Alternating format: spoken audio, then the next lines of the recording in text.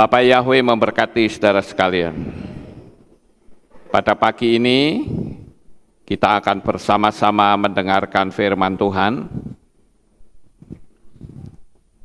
Ya, saya akan menyampaikan satu materi yang saya beri tema budaya permohonan maaf.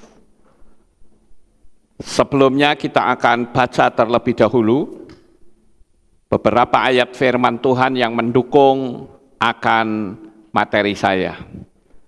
Saya ambil dari kitab Romi atau Romi pasal 12 atau Roma 12 ayat 10. Di dalam kasih persaudaraan yang penuh kasih sayang seorang terhadap yang lain dengan saling mendahului dalam penghormatan seorang terhadap yang lain.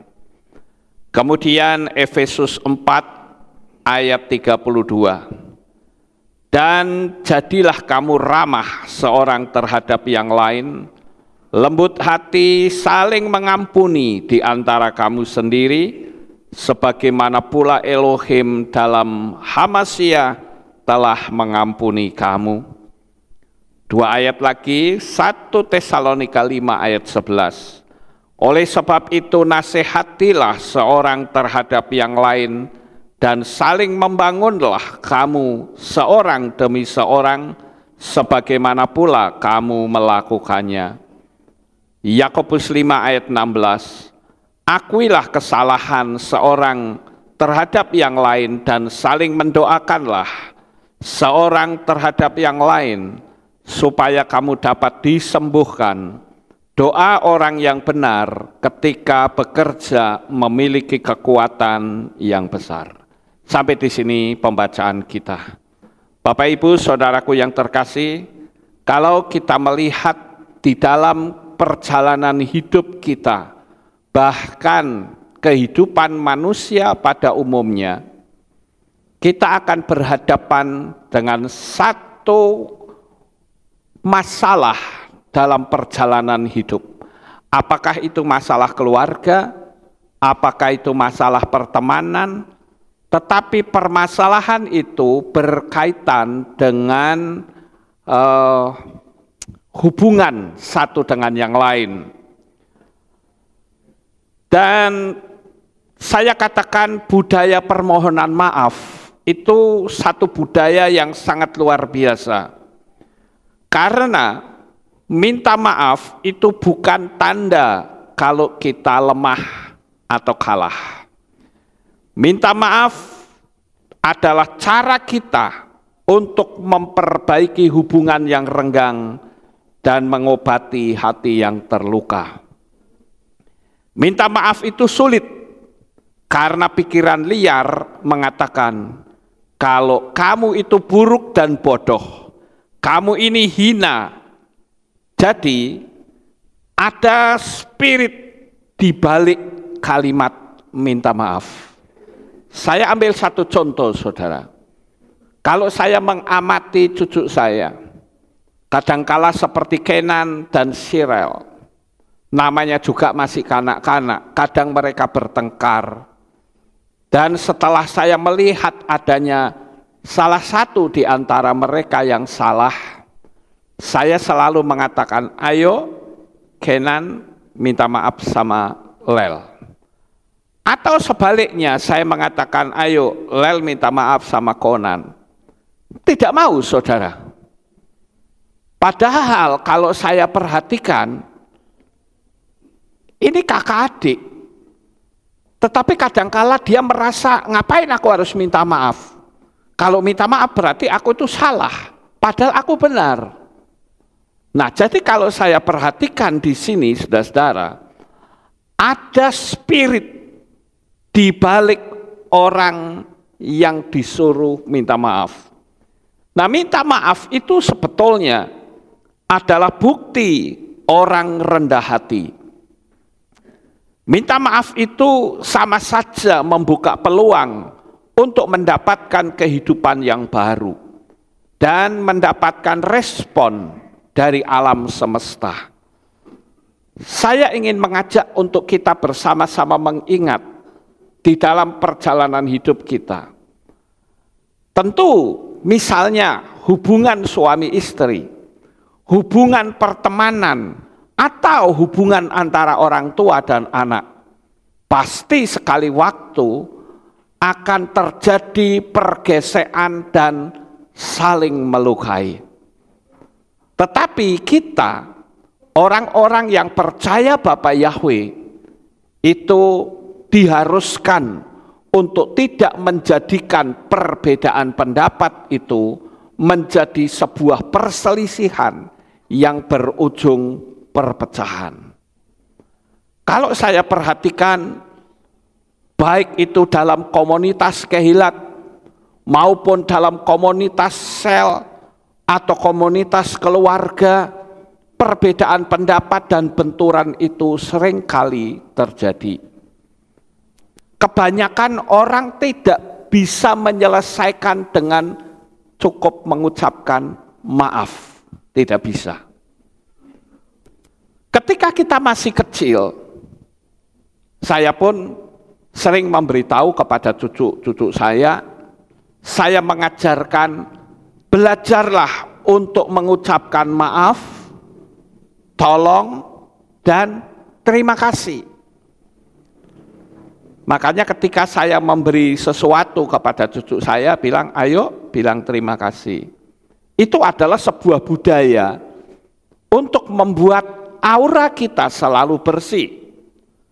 Sekarang yang menjadi pertanyaan adalah, orang begitu sulit untuk minta maaf.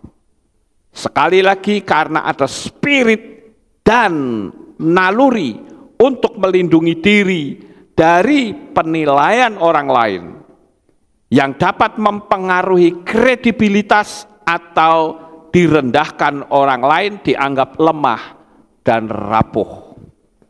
Padahal kalau kita mau merenungkan lebih dalam, permintaan maaf yang tulus adalah upaya roh kita untuk mendapatkan kekuatan baru yang luar biasa dari alam semesta.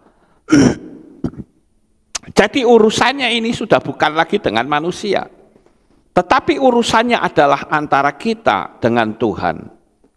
Memahami dan menerima tanggung jawab atas perbuatan kita adalah bukti bahwa orang yang minta maaf adalah orang yang gentleman dan memiliki nyali yang besar, karena berani menghadapi opini orang, khususnya yang bermulut nyinyir. Saya jadi teringat tentang sebuah peristiwa yang mantan gubernur Jakarta, yaitu Saudara Ahok.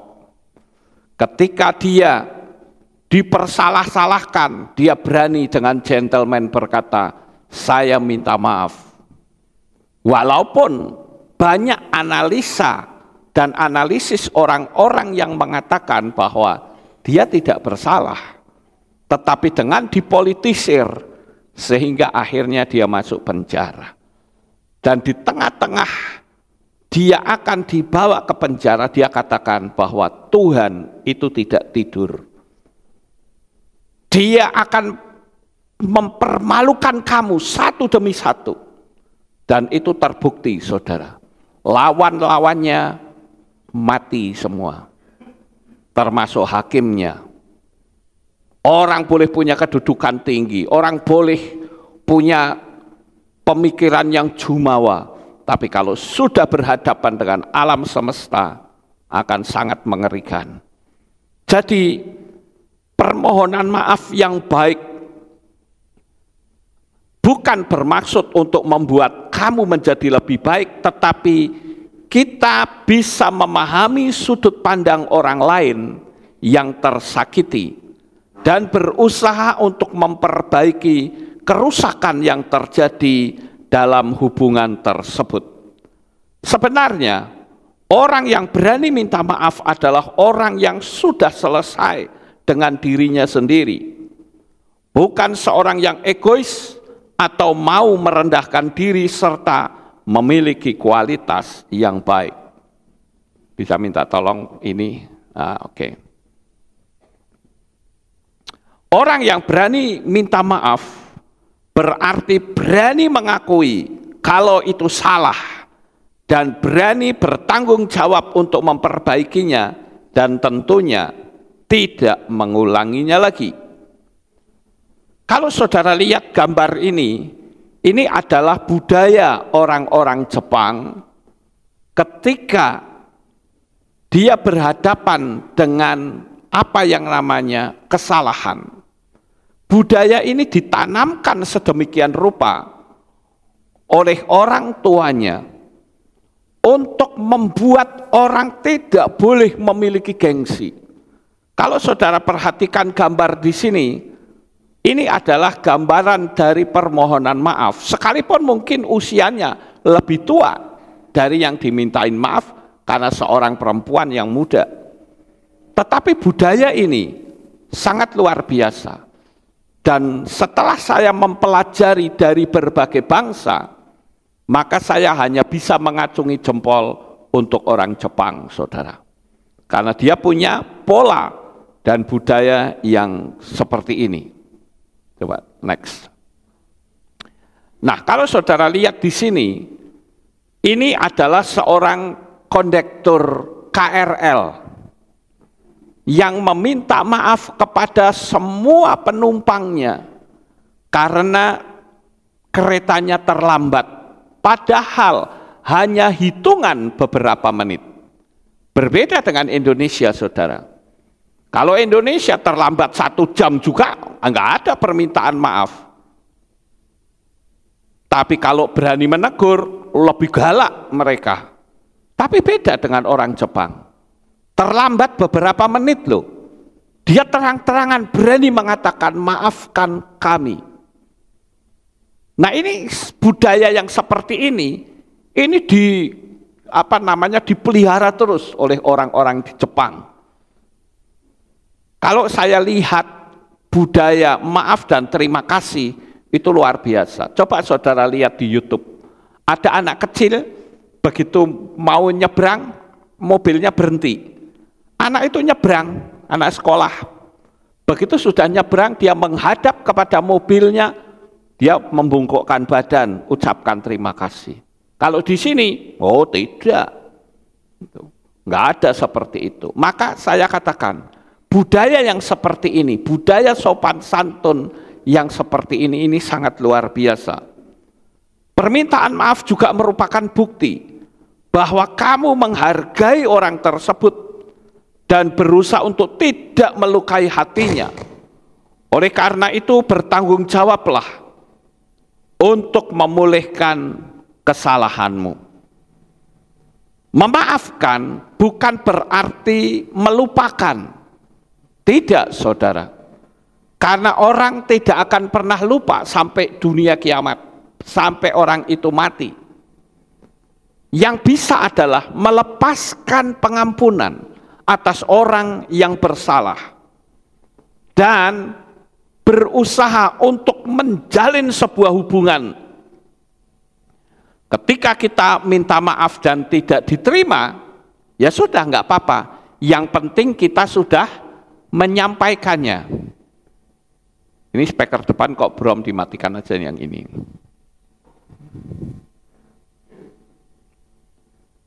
Nah, permintaan maaf sambil membungkukkan badan bagi orang Jepang itu disebut dengan ojiki.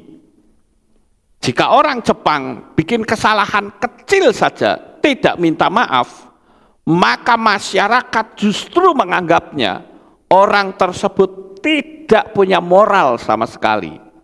Beda ya Bapak Ibu, mendidiknya kalau sampai kamu salah dan tidak minta maaf, merasa terus benar, maka orang itu justru tidak punya nilai yang baik.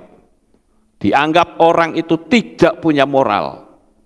Selain permintaan maaf, ojiki juga berlaku saat situasi saling menyapa satu sama lain atau berterima kasih yang dilakukan setiap hari. Ada budaya yang lain yang disebut keirei, yang umum dijumpai di situasi resmi atau formal seperti memberi salam atau ucapan terima kasih kepada orang baru yang dilakukan dengan cara berdiri lalu membungkuk 30 derajat. Kalau 30 derajat itu kira-kira segini, saudara. Itu sangat luar biasa. Ya. Nah, saya akan tunjukkan beberapa permohonan maaf, istilah permohonan maaf yang ada di Jepang. Karena saya coba untuk mengamati dan mempelajari kira-kira budaya apa permohonan maaf yang terbaik dari semua bangsa. Dan saya menemukan orang Jepang bisa dijadikan contoh. Yang pertama yaitu yang bernama sumimasen. Ya, ya oke, lanjut. Betul. Yang tadi, ini kok nggak jalan, kenapa ya? Sumimasen. Sumimasen bisa berarti permisi atau maaf yang dapat digunakan bagi siapapun dalam situasi luas dan umum. Itu istilah yang pertama. Yang kedua, yaitu sumanai, adalah versi tidak formal atau santai dari sumimasen, biasanya dipakai oleh pria dewasa berusia 40 sampai 50 tahun. Istilah-istilah ini saya menemukan ada sekitar 8. Tentu saja saya tidak menceritakan secara detail. Setidak-tidaknya kita perlu belajar dari budaya mereka. Kalau ada sesuatu, selesaikan dengan minta maaf. Yang ketiga yang namanya gomen, saudara. Biasanya digunakan gadis-gadis terhadap teman akrab wanitanya yang juga seumur. Nah, kalau sudah bicara tentang istilah ini, pasti akan ditanya, kalau begitu jawabnya bagaimana? Ternyata kata gomen, ketika ada orang yang minta maaf yang seumuran, itu cuman hanya lawannya itu ngomong berbunyi aja. Gitu aja itu sudah dianggap selesai, saudara. Ya. Walaupun ya pasti luka hati masih ada, tapi budaya yang terus diajarkan ketika dia bilang gomen, udah selesai. Luar biasa ya Bapak Ibu. Beda dengan orang-orang yang bahkan yang katanya punya Tuhan. Begitu mohon maaf ya, orang maaf-maafan, mati nggak akan aku datang ke kuburmu. Nah ini kan sudah seperti itu. Ya. Terus yang keempat, ada yang namanya gomenasai, adalah bentuk yang lebih formal dari gomen, yang biasanya hanya digunakan saat situasi meminta maaf kepada sahabat atau keluarga saja. Yang kelima, yaitu shitsure shimasu, adalah permintaan maaf yang digunakan saat kita hendak minta maaf terlebih dahulu sebelum melakukan sesuatu yang dirasa tidak mengenakan atau cukup mengganggu. Ini saya hanya bacakan istilah-istilahnya saja. Ya, jadi kalau istilahnya saja cukup banyak, itu berarti budaya sopan santunnya dijaga banget, saudara-saudara. Yang keenam, yaitu moshiwake arimasen, adalah kata maaf yang sangat sopan dan formal, biasanya dilakukan sambil membungkukkan badan, yang dikenal dengan ojibi. Yang ketujuh, moshiwake gozaimasu, yang merupakan permintaan maaf yang juga sangat sopan dan formal, seperti moshiwake arimasen deshiba. Kalimat ini biasa digunakan dikala melakukan sebuah kesalahan yang terbilang besar. Dan yang terakhir, yang kedelapan, yang dikenal dengan makoto ni moshiwake gozaimasen deshita. Ya. Kalimat ini biasanya dilontarkan oleh seorang samurai atau ninja Jepang pada zaman dahulu saat mencopot jabatannya secara tidak hormat karena sesuatu alasan kesalahan yang dibuatnya. Mau memecat saja bisa minta maaf, saudara. Beda sekali bukan? Kadangkala kita kalau sudah jengkel mau ngelorot jabatan orang sambil marah-marah. Hal ini enggak, saudara. Bahkan ya kalau dalam bahasa Indonesia mungkin berkata, maaf ya, dengan terpaksa saya copot jabatan. Ada permohonan maaf, jadi orang itu sekalipun dipecat, dia tidak terluka hatinya. Tetapi kalau kita melihat dari polanya Yesus lebih kalau dari apa yang diajarkan oleh orang Jepang, sampai ada yang namanya ritual pembasuhan kaki. Wah, itu luar biasa. Jepang nggak ada, saudara. Ya, tapi pengajaran Yesua lebih dalam lagi. Makanya dulu pada waktu nama Yesua saya tetapkan harus digunakan. Dan nama ayunan Arab Yunani harus dihentikan. Walaupun ada yang memboikot luar biasa, saya lakukan ritual pembasuhan kaki. Saya masih ingat ketika itu saya bertanya kepada mereka, ada kalau nggak salah 26 orang. Mereka duduk di situ, ya. Kemudian saya tanya, sudah kamu memang tidak mau pelayanan lagi? Tidak. Kamu mau vakum? Ya sudah. Kalau memang kamu mau vakum, ya sudah saya ganti. Saya bilang begitu. Dan apa yang saya lakukan? Saya lakukan pembasuhan kaki. Saya berlutut, saya basuh kaki mereka satu persatu. Saya cium kaki mereka, dan saya peluk sambil saya bisikkan sesuatu. Sampai hari ini saya masih ingat apa yang saya bisikkan ke mereka. Saya katakan, kalau kamu di luar sana menghadapi kesulitan, silahkan cari saya. Hati saya tidak berubah. Kenapa saya lakukan seperti itu, Bapak Ibu? Karena saya tidak ingin saya mati dengan hati yang cacat. Itu sangat mengerikan di hadapan Tuhan. Oleh karena itu, kalau saudara mau memperhatikan, kenapa ada orang-orang Tionghoa, budaya Tionghoa yang bukan seiman dengan kita tentunya, ketika ada orang yang meninggal, itu fotonya ditaruh, dibuatkan meja sembahyang, lalu di depannya dikasih meja. Biasanya di mejanya ada apa, saudara? Ada buah-buahan, ada permen, ada buah melon, ada apel, buah yang enak-enak, anggur. Tapi ketika masih hidup, diajak bertengkar, saudara, wekel-wekelan. Ya. Tapi giliran sudah mati, dikasih anggur, dikasih apel, emangnya dia bisa untuk makan malam hari datang gitu? Aduh, kamu baik ya, tak ambilin ya buahnya dimakanin gitu. Kan tidak, saudara.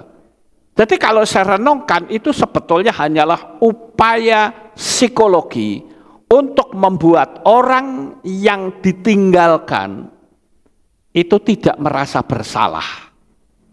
Itu kalau kita pikir secara psikologi, saudara. Jadi sekalipun perbuatan itu kalau menurut saya ya sebetulnya sia-sia ya Bapak Ibu. Kalau mau memberi ya berilah waktu orangnya masih hidup. Betul nggak Bapak Ibu?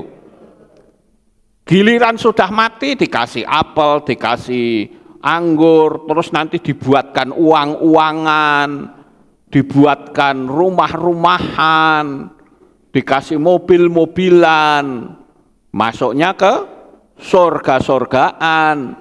Ya. Nah, saya katakan, ya itu sebetulnya adalah upaya untuk secara hukum psikologi itu aku juga masih menghargai orang yang sudah meninggal. Walaupun dalam iman kita itu tidak bisa, saudara. Padahal mereka kalau bikin maket, wah itu mahal sekali ya. Mahal sekali. Cuma dibakar tok, saudara-saudara. Ya.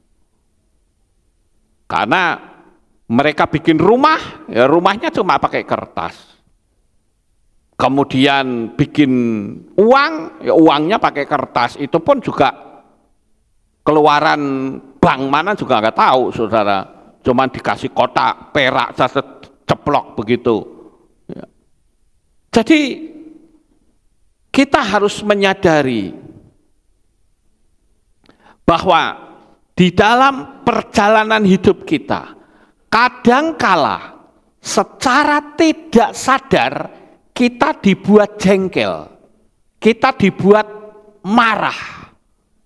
Kalau hati kita tidak peka, kita bisa jatuh, saudara. Maka saya katakan kita harus jaga emosi, jaga hati, saudara.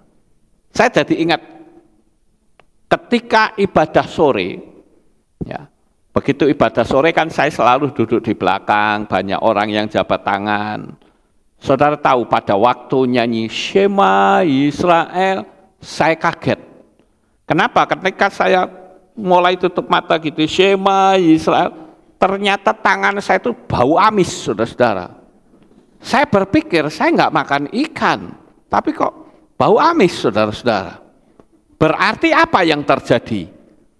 Orang yang jabat tangan saya makan nggak cuci. Loh betul nggak saya ngomong ini? Pertanyaan saya nggak tahu loh pagi ini siapa yang melakukan itu, ya. Tapi karena saya nggak ngerti ya saya berani ngomong, betul nggak? Tapi kalau ngerti ya saya lebih baik diam, oh, orangnya ada di sini kan gitu. Saya anggap tuh nggak ada orangnya. Dan ini bukan pagi karena sore. Ya, jadi waktu Shema Israel, tangan saya kok bau amis. Wah, berdedek juga ya saudara. Akhirnya apa? Saya ke belakang ya, saya cuci dulu. Saya cuci. Oh, sudah bau sabun ya sudah. Nah, saya menganjurkan seandainya ada orang yang makan pakai tangan, nggak cuci dulu gitu loh, ya, cuci dulu gitu. Ya ini sekedar, ya anggaplah ini intermezzo lah, supaya nggak tegang Bapak Ibu, amin. Ya, jadi kita harus bisa menjaga hati, memaklumi, tidak perlu kita jengkel. Saya berpikir kalau jengkel juga, emangnya saya tahu orangnya siapa? Kan tidak. Berarti kalau saya jengkel, saya rugi dong. Lawang ke belakang cuci aja bisa kok. Betul nggak Bapak Ibu? Nah, contoh ya, seperti misalnya, itu kan di depan, COVID kan sudah bubar ya ceritanya, walaupun nanti akan ada lagi nanti. Gitu. Nggak sekarang nanti, tunggu aja tanggal mainnya. Tetapi tempat cuci itu masih ada di situ. Saya menganjurkan, kalau saudara mau masuk cuci dulu, ya. Kenapa? Karena itu sebetulnya budayanya Torah, saudara. Dan itu dicontoh oleh orang Muslim. Makanya mereka kalau berdoa, wudu dulu. Itu sebetulnya Torah, saudara. Nah, ada baiknya seperti itu. Ya ini saya ngomong begini, jangan sampai saudara lalu menafsir, oh Pak Lukas jengkel, tangannya bau amis. Enggak, bukan itu ya. Ini itu sudah lewat tadi.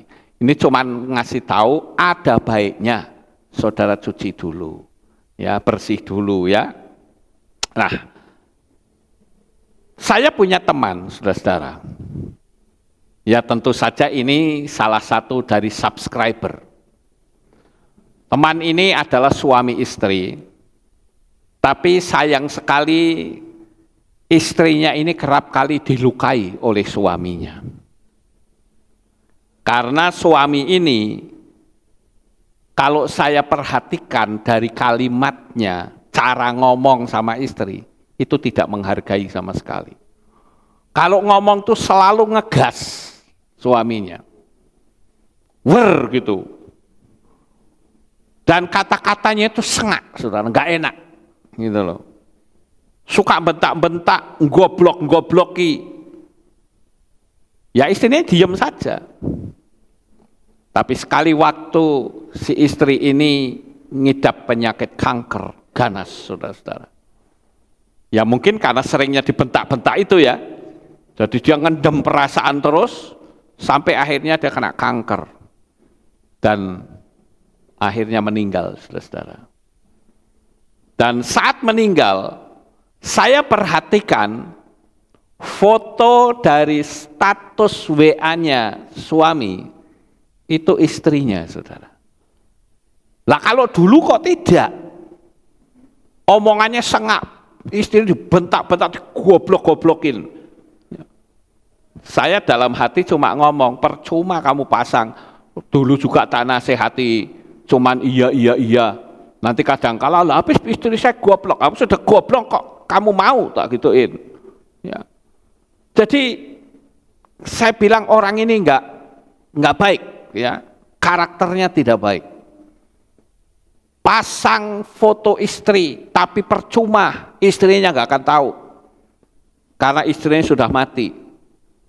Dan saya bisa menebak, kalau dia pasti dihakimi oleh hati nuraninya, dan punya penyesalan yang sangat dalam, tapi baru dirasakan setelah istrinya mati.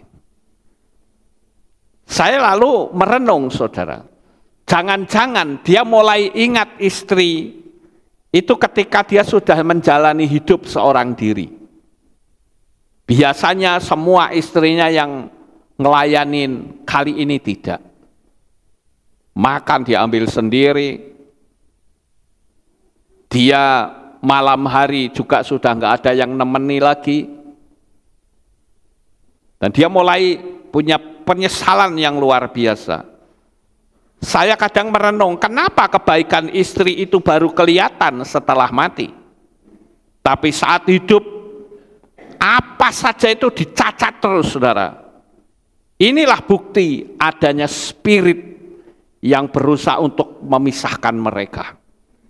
Spirit roh setan. Jika istrimu bisa hidup lagi, saya pernah sempat ngomong gini, aku mau tanya sama kamu, kira-kira kalau istrimu hidup lagi, ya kamu bisa nggak minta maaf atas sikapmu yang suka bentak-bentak? Dia jawab apa? Bukan cuman aku mau minta maaf, Pak. Aku akan peluk dia.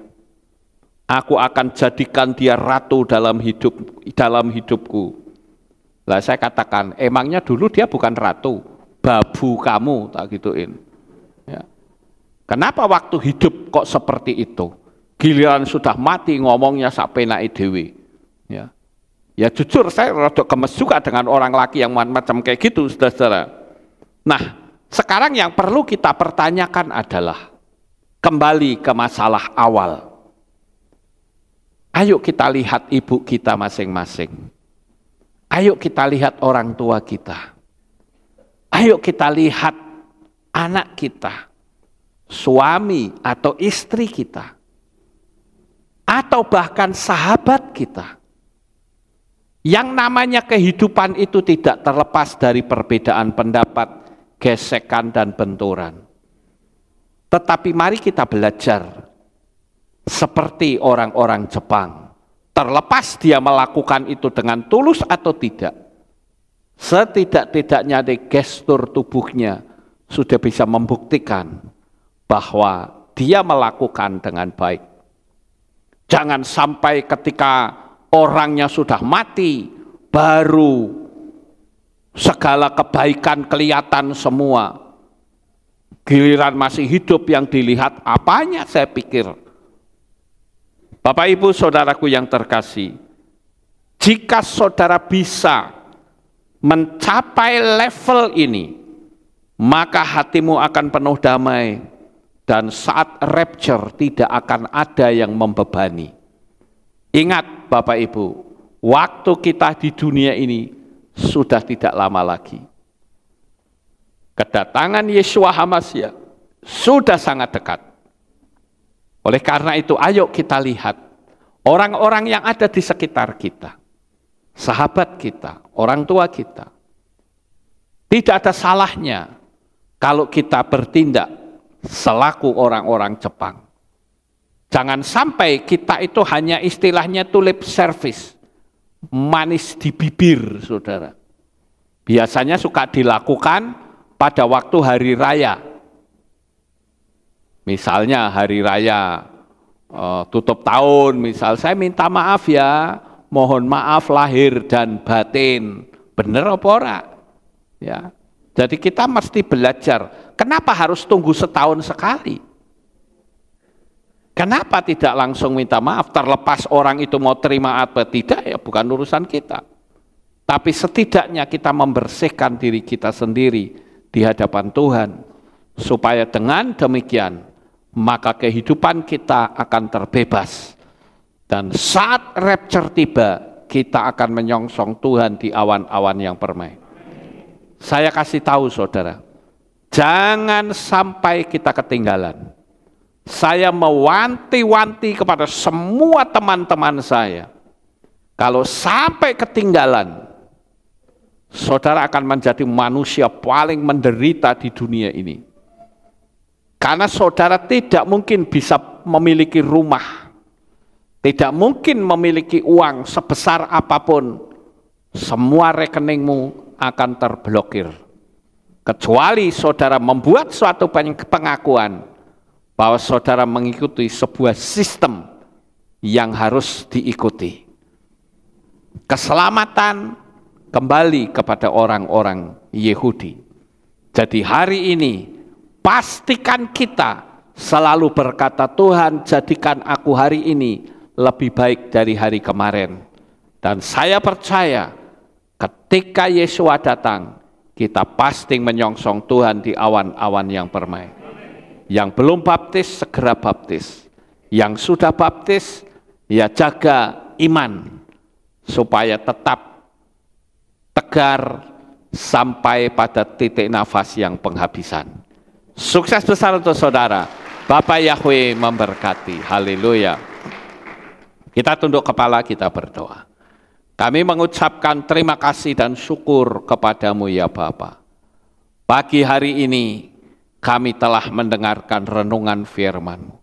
Biarlah ini menjadi sebuah teguran bagi kami semua, untuk kami selalu memiliki hati yang bersih, dan Engkau akan kembali menyatakan mujizat-mujizat dan kuasa-Mu. Terima kasih Bapa Yahweh, meteraikan firman ini di dalam hati kami, baik yang ada di tempat ini, maupun saudara-saudara kami yang mengikuti streaming. Terpujilah Engkau ya Tuhan, inilah doa syukur yang kami naikkan kepadamu. Di dalam nama Adonai Yeshua HaMashiach, kami sudah berdoa dan mengucap syukur. Semua yang percaya berkata, amin. Ada pengumuman? Okay. Shalom, berjumpa kembali dalam Alif Tau Update News. Berikut kami sampaikan pengumuman minggu ini. Telah tersedia kalender tahun 2024. Bagi yang ingin mendapatkan, dapat menghubungi Asher yang bertugas. Untuk jemaat live streaming, bisa menghubungi Ibu Sri di nomor 0896 7447 9997. Demikian pengumuman minggu ini. Sampai jumpa di Alif Tau Update News selanjutnya. Bapak Yahweh memberkati. Kita akan akhiri kebaktian kita. Saya mengundang jemaat kita pakai berdiri, kita tutup salam. Terima kasih Bapak Yahweh, selesai sudah ibadah kami pada pagi ini. Bentar kami akan pulang ke rumah kami masing-masing. Jaga lindungi peliharakan kami sampai di rumah dengan selamat. Pertemukan kembali pada jam-jam ibadah mendatang di dalam ikatan tali kasih. Terima kasih ya Tuhan. Inilah doa syukur yang kami naikkan kepadamu. Berikanlah kekuatan, kesehatan, damai, sejahtera, dan berkat yang melimpah. Dalam nama Adonai Yeshua HaMashiach, kami sudah berdoa. Mari kita angkat tangan kita dan kita akan menerima berkat Tuhan. Haleluya. Yefarek Yahweh wa yismereka.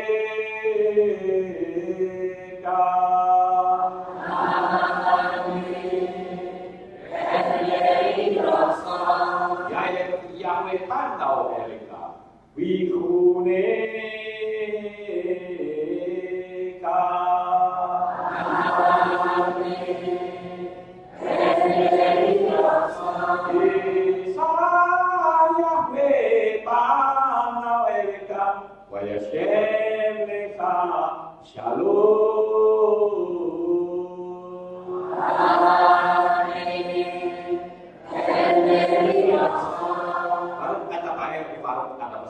kau akan diberkati di kota dan kau akan diberkati di danau. Amin. Baru peripit nih kau priaman kau privasente kasihkan alape kau eskerotoneka. Diberkatilah buah kandunganmu, diberkati hasil bumimu, diberkati hasil ternakmu, anak-anakmu dan anak-anakmu.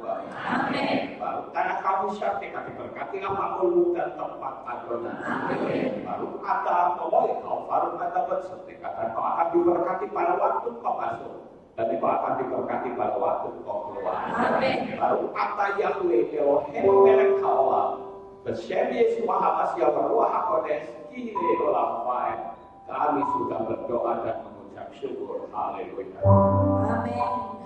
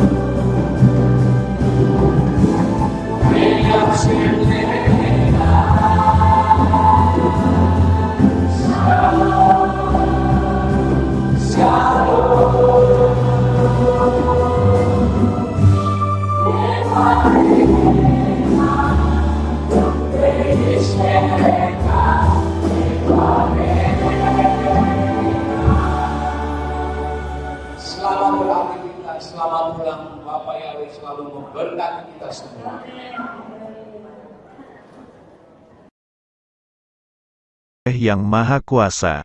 Terima kasih atas kehadiran Bapak Ibu Saudara sekalian dalam ibadah bersama kami di Kehilat Alef Tau Magelang. Doa saya Bapa Yahweh memberkati dengan kesehatan yang sempurna, damai sejahtera dan berkat materi yang semakin melimpah. Kami menunggu kembali kehadiran Bapak Ibu Saudara sekalian pada jam yang tersedia. Hari Sabat jam 5 pagi, hari Minggu jam 6 pagi, hari Rabu jam 6 sore. Siap sedialah sebagai mempelai Hamasiah untuk menyambut kehadiran mempelai pria kita yaitu Adonai Yeshua Hamasiah di awan-awan yang permai. Amen lehitraot. Shalom, sampai jumpa kembali.